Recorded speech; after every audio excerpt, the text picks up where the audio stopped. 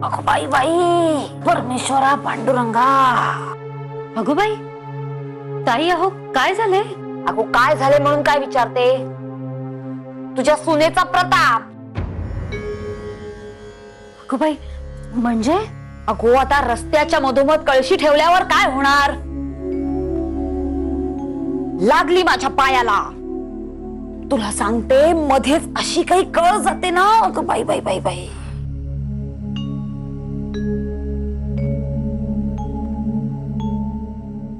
माई, उद्या मुंजीचा काय बेत करायचा ठरला आहे? हो म्हणजे तशी पक्वाने ठरली आहेत. नैवेद्यासाठी शेवयाची खीर, मोतीचुराचे लाडू, साखर भात, जिलबी आणि पाकातल्या पुऱ्या असा बेत ठरला आहे. छानच आहे. पाकातल्या पुऱ्या झाल्या नाहीत बरेच दिवसात. खरे हो तुझे. पण मी काय म्हणते माई, नाही म्हणजे बाबाला आणि अनंताला दोघांनाही पुरणपोळी आवडते. आता पाकातल्या पुऱ्या काय घरच्यांसाठी कधीही करता येतील, पण मुंजीत मात्र पुरणपोळीच ठेवूया. काय म्हणते? हो तसंही चालेल. आणि आपले आचारी पुरणपोळी अगदी सुरेख करतात. अगदी कडेपर्यंत पुरण पसरलेले असते हो. ताई काकू, तुम्हालाच लहर आलेली दिसते पुरणपोळ्या खाण्याची. मग खाऊ नको की काय? आणि खरे सांगायचे तर लहर मलाच आली हो. खोटे कशाला बोलतेय मी? नकाच बोलू हो, पुरणपोळ्याच करू आपण. आणि बाकीचे काम म्हणजे बटाट्याची भाजी, आळू चकवताची पातळ भाजी, भज्या, कुरडया, पापड, चटण्या, कोशिंबिरी हे सगळे आहेत. शिवाय मला वाटते आपण खमंग काकडी आणि पंचामृत सुद्धा करू. कसं चालेल हो? काय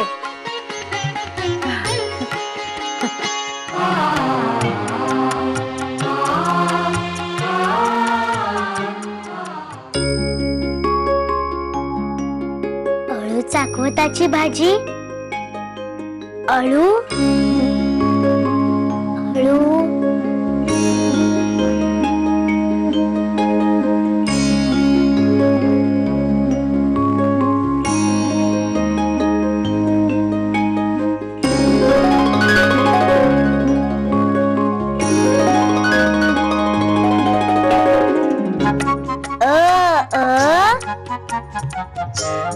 आळूतला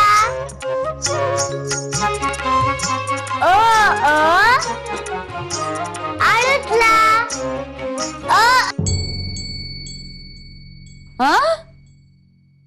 काय गो, तुला काय झालंय मध्येच?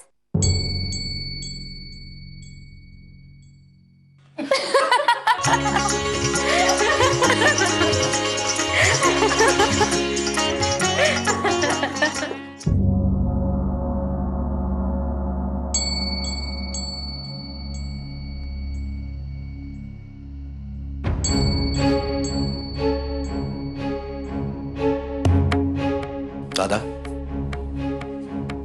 आम्ही जे काय ऐकले ते खरे आहे?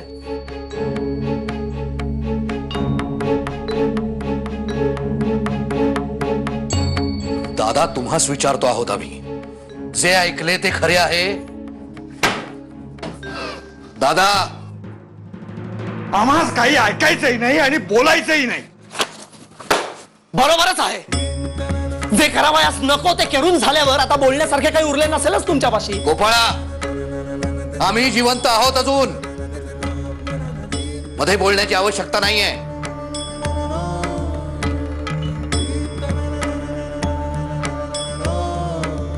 दादा, आम्ही स्पष्ट विचारतोय, स्वच्छ उत्तर द्या.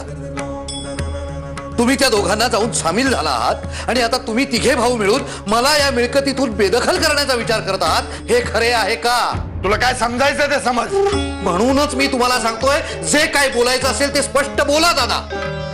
कोड्यात का बोलताय तुम्ही? तुम्हाला कळतंय का तुम्ही काय करताय ते? तुम्हाला जर असं वाटत असेल की त्यांना सामील झाल्यामुळे तुम्हाला मिळकतीतला मोठा हिस्सा मिळेल तर तसे घडणार नाहीये दादा. का आता गप्प का दादा? का तोंड शिवले त्यांनी तुमचे? का त्यांनी कोपऱ्यात लावलेला गुळ घशात अडकला तुमच्या? वंश, तोंड सांभाळून बोला. आणि दोन भावांच्या मध्ये बोलण्याचा तुम्हाला काही एक अधिकार नाही, समजलं? अगो बाई, तुम्हाला का मिरच्या झोंबल्या? ठीक आहे, नाहीये मला अधिकार, पण तुम्हाला आहे ना. मग तुम्ही भांडणे सोडवायची का आणखीन भडकवायची?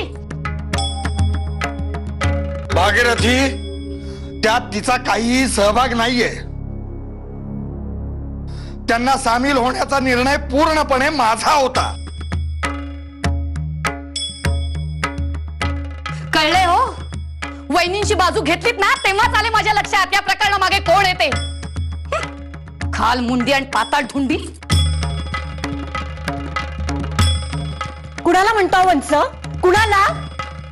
बरोबरच आहे, स्वतःचे सगळे बसलात गमावून आणि आता आम्हाच मिळते ते बघवत नाही हो तुम्हाला. वहिनी, वंश, जाऊबाई काय बोलताय तुम्ही हे? आणि वंश जाऊ दे ना, तुम्ही तरी शांत राहा ना. अहो कशी शांत राहू?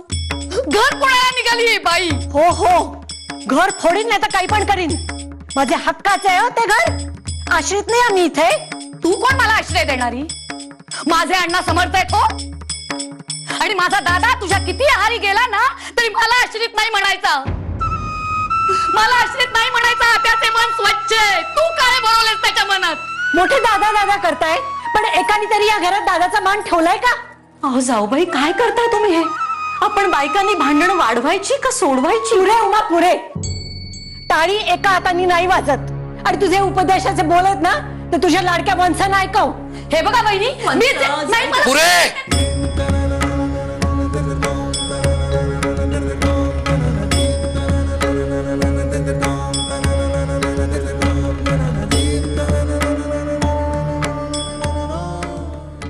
दादा तुमच्या लक्षात येत नाहीये, कळत नाहीये तुम्हाला. अहो अलगद जाळ्यात अडकताय तुम्ही त्यांच्या दादा. आजवर त्यांना जे साध्य झालं नाही ते तुमच्या या असल्या वागण्यामुळे साध्य होणार आहे त्यांना. आजवरचा आपला घरोबा, एकमेकांवरचा विश्वास हे सगळं तोडायचा प्रयत्न करतायत ते. कळत नाहीये तुम्हाला दादा. त्यांचा कार्यभाग साध्य झाल्यावर दुधात पडलेल्या चिलटासारखं उचलून फेकून देतील तेव्हा लक्षात येईल तुमच्या हे सगळं. कोण चिलट? कोण चिलट? मी चिलट? मी चिलट? दादा, मी चिलट? दादा, मी चिलट? दादा, थोड्या बाल चिलट म्हणतो. दादा, हे मी बघा, चिलट आहे. काय बघ- मी चिलट.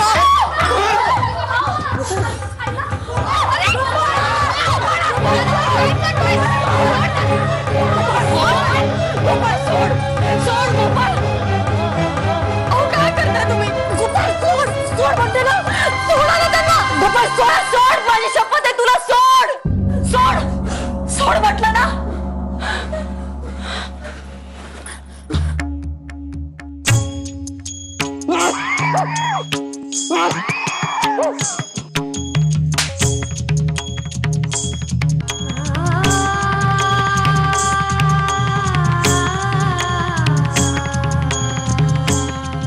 अजून दोन चांगला थोतरी ठेवून दे त्याच्या.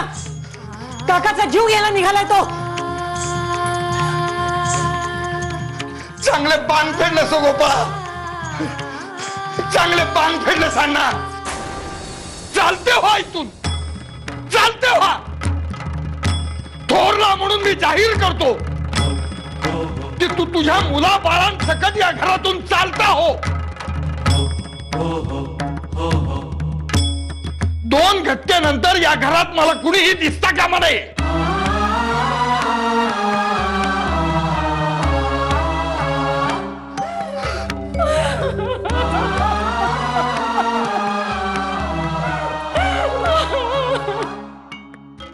विष्णुशास्त्री, आपण कायमस्वरूपी महाबळेश्वरी स्थायिक होण्याचे ठरवित आहात. याचाच अर्थ आपले कार्यक्षेत्र विस्तारते.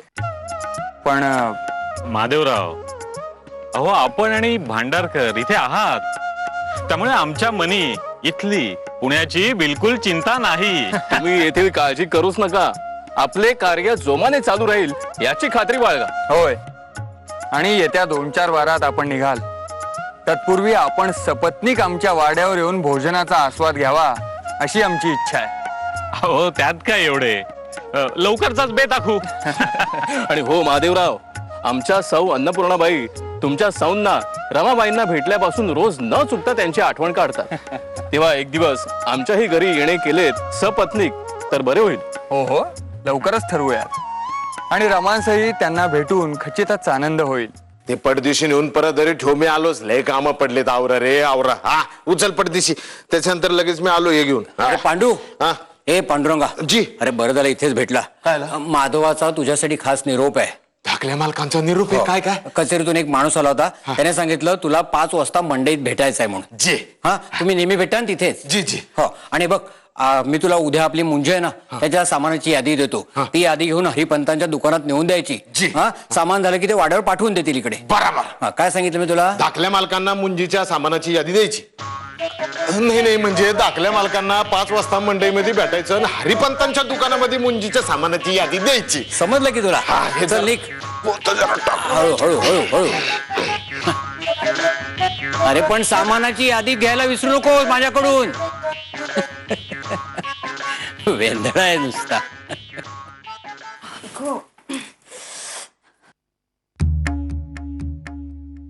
अगो बाई, बघितलंस ना माई, या मुलीचे एका कामातही लक्ष नाहीये. अळूची पाने ही अशीच अर्धवट सोडून गेली असेल हुंदडायला. अगं बाई, बाहेर गेली नाही का ती? आमच्या कोणाच्या लक्षातच नाही आले. वा घ्या.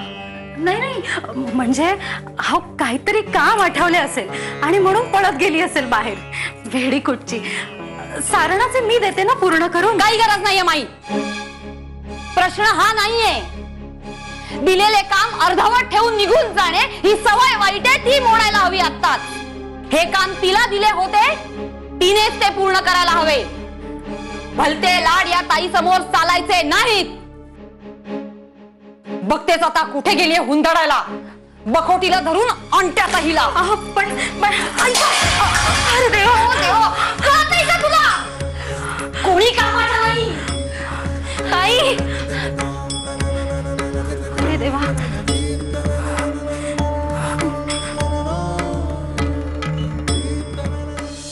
हाच नाही सोडायची हिला. आज हुडकून काढेनच.